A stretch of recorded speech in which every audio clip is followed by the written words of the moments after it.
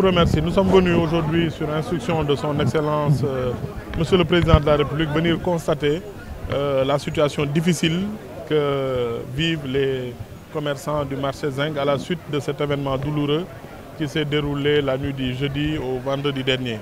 Un incendie d'une très grande ampleur qui a emporté plus de 112 cantines, selon le constat qui a été fait par les sapeurs-pompiers dès le premier jour, et beaucoup de tables de vente de produits alimentaires. Donc c'est une situation très difficile. N'eût été la mobilisation exceptionnelle des sapeurs-pompiers qui ont mobilisé plus de 13 véhicules équipés avec un personnel très professionnel qui ont pu intervenir rapidement mais aussi de façon très efficace. Le feu aurait pu se propager dans d'autres segments du marché. La partie destinée au textile, au tissu, ou la partie destinée à d'autres types de produits. Il n'en demeure que ce sont des dégâts très importants qui ont été constatés. Et je suis venu voir, écouter, mais aussi apporter toute la compassion de la République, du président de la République aux commerçants du marché Zinc. Je remercie aussi le préfet pour sa présence, mais aussi le maire Diarra qui a été très présent, qui a soutenu les populations. Nous l'avons noté avec les témoignages des différents acteurs du marché et des délégués du marché. Nous les rassurons, l'État sera à leur côté.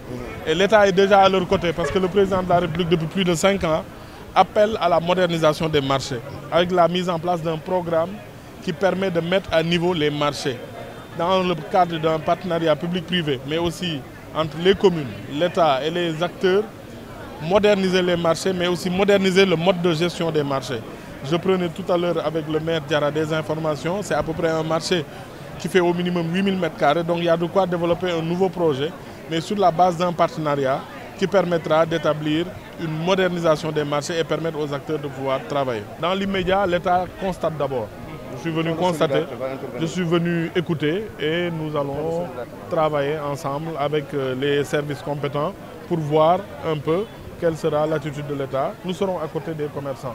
Je ne peux pas vous dire ici même ce que nous allons faire, mais nous allons y travailler de façon sérieuse, à tête reposée, et voir ce que nous pouvons faire. Nous avons entendu les cris de détresse et les cris de cœur des délégués de marché. Il y a des gens qui ont perdu beaucoup de leur capital, mais aussi de leur revenu. Donc nous ferons en sorte de travailler avec nos collègues du gouvernement pour trouver la solution adéquate et appuyer dans les meilleurs délais